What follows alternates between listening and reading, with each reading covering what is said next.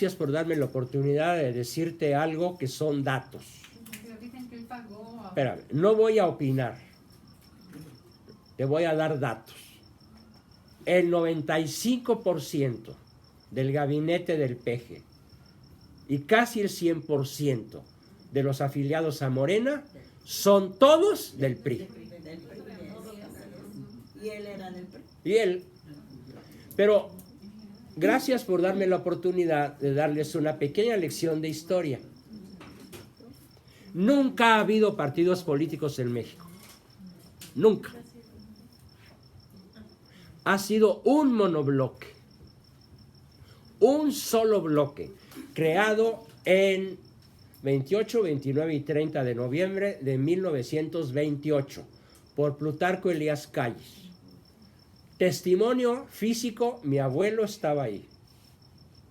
Y cuando yo tenía 9 años, y es una historia larga de contar, llega a mi casa y se instala en mi habitación por los siguientes 4 años, me entero de lo que él se enteró esas noches. Allí surge lo que va a ser después el PAN. Y la escena es más o menos así. Oigan, dice Plutarco Elías Calles, fundador del PNR, después PRI, hoy PRI Morena, hay que crear un partido de oposición para hacer el juego democrático y que la gente crea que si vota por ese partido está votando por alguien distinto a nosotros, pero en realidad va a ser de los nuestros. ¿Hasta ahí me siguieron? Sí. ¿Y a quién propones? Preguntan los generales en la noche del pacto de los generales. Pues ahí hay un señor católico, buena persona, muy culto, es uno de los 7 sabios de México, es un joven político de una excelente y magnífica oratoria que se llama Manuel Gómez Morín, el fundador del PAN. Fue escogido por los masones para fundar el PAN y jugar el juego democrático de la oposición. ¿Quién sabía esto? ¿Y el señor Manuel sabía que...? Por supuesto que sabía.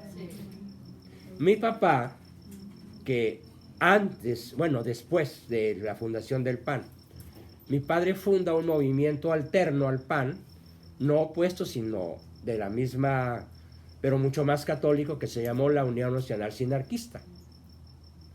La Unión Nacional Sinarquista surgió a espaldas de la masonería y en contra de la masonería.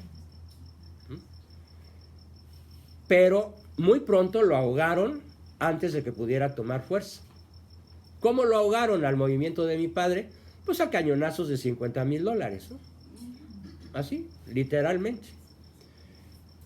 Y mi padre, al perder su trabajo, al perder el lugar donde él vivía, que había fundado, donde yo nací, María Auxiliadora, y tener que regresar a México derrotado, empieza a tocar puertas para ganarse el pan vendiendo casimires.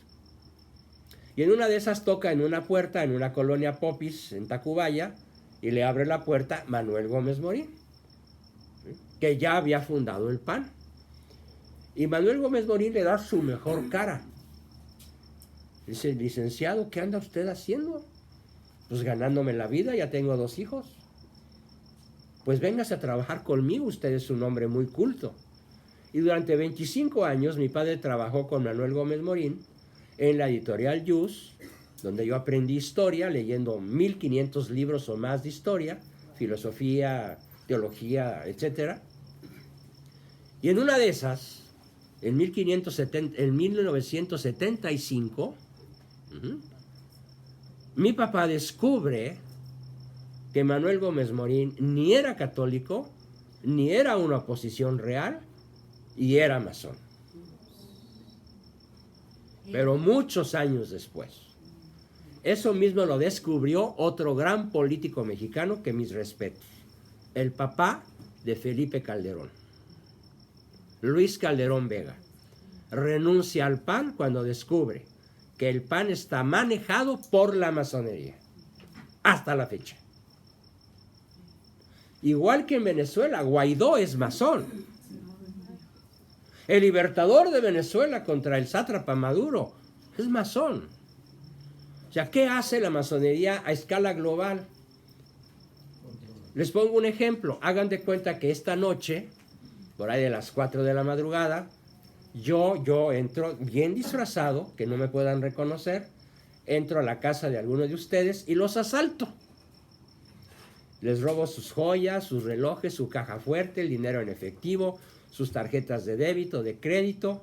Me secuestro una de sus hijas y me la llevo para pedir rescate. Y al día siguiente, por ahí de las 3 de la tarde, yo mismo me presento con una tarjeta de detective. Y soy tan elocuente, estoy tan bien presentado, soy tan culto y tan buena persona que logro tu plena confianza.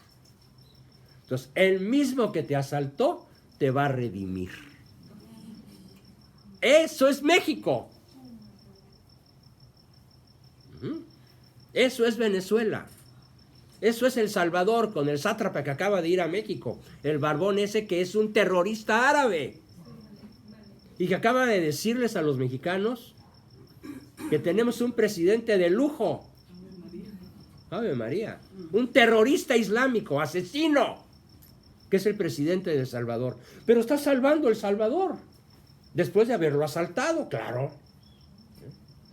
¿Con qué cara se presentaron los sandinistas en Nicaragua y el Ejército de Liberación Nacional en Colombia y el EZLN en México? Y todos los movimientos, ¿con qué cabeza se presentan? Somos los salvadores de la patria. Y ya que están en el poder, órale, a destruir. ¿Con qué cara se presentó Lenin en Rusia? Los vamos a salvar de los zares. ¿Y qué hicieron los comunistas en Rusia? 100 millones de muertos. ¿Con qué cara se presentó Mao en China? 60 millones de muertos. Todas las naciones de la tierra, todas sin excepción, han estado en poder del adversario, cuando menos desde la Revolución Francesa. 1787, 90, 92, por ahí así. Con muy breves periodos de libertad, muy breves. El dominio masónico sionista de Satanás, como dice Cristo, príncipe de este mundo, gobierna la tierra. Entonces, ¿y ahora qué hacemos? Pues que cuando menos en nuestros hogares reine Cristo, ¿no? No podemos lograr que gobierne la tierra, pero para nada. No podemos lograr que gobierne México. No podemos lograr ni siquiera que el mismo Trump se atreva a rescatar a Venezuela. ¿Por qué no lo hizo? Todavía no lo sé. No lo sé. No hay explicación lógica de por qué no rescata a Venezuela. A lo mejor se lo impidieron los chinos y los rusos a base de fuerza. Ah, tú haces esto, tómala. ¿Sí? Pero en realidad no tengo una opinión válida, mucho menos un conocimiento cierto sobre algo tan complejo. Pero de que no hay gobierno libre, ni limpio, ni honesto, excepto en 3 o 4 países que están a punto de caer. ¿Cuánto tiempo va a durar Hungría en manos de un católico? Ya la Unión Europea lo tiene sentenciado. 27 países contra Hungría. Militarmente muchísimo más poderosos, cualquiera de ellos, que Hungría. Hungría es un huevito de nación. O Polonia. Y ahora se suma Estonia, declarándose contraria a la ideología de género. ¿Cuánto tiempo van a durar? Nada. A ver, cuando Lech Walesa, católico, toma el gobierno de Polonia, ¿qué sucede? ¿Alguien sabe qué pasó con Lech Walesa? ¿Por qué no se religió? ¿Por qué, si ya un gobernante heroico como él había tomado el poder con el apoyo del Papa Juan Pablo II, por qué no se religió? Si el pueblo lo puso ahí con el 80% de los votos, ¿por qué para el siguiente periodo perdió con un comunista? ¿Alguien sabe por qué? Se los platico para que vean la importancia de aprender historia. Por favor, dejen de ver televisión. No, solo estamos viendo al doctor Juan Bosco Green, ¿verdad? Además parece telenovela, ¿no? Cuéntenos que por qué no. Tan. Siguiente capítulo. Dentro de una semana. No, ahí les va. Polonia empieza a ser gobernada por Lech Walesa, un señor heroico, maravilloso, extraordinario, al que yo quiero y admiro, y que me quedé con las ganas de saludarlo cuando vino a México. No coincidimos. 7 hijos. Bien casado. Fiel toda su vida. Toma el gobierno y lo primero que dice es, a una iniciativa de la ONU, para facilitar el aborto en Polonia. Dice Lech, sobre mi cadáver el aborto no va. Y la delegada de la ONU y del Banco Mundial y de todas las hordas sionistas que gobiernan la tierra, le dicen a Lech Walesa, pues, como tú quieras, nada más espérate a las consecuencias. Pasan unos meses y Polonia necesita pagar un vencimiento de deuda externa y pide $2,000 millones al Fondo Monetario Internacional.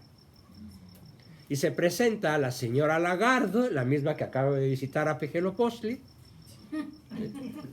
y le dice, ¿quieres $2,000 millones? Fírmale aquí.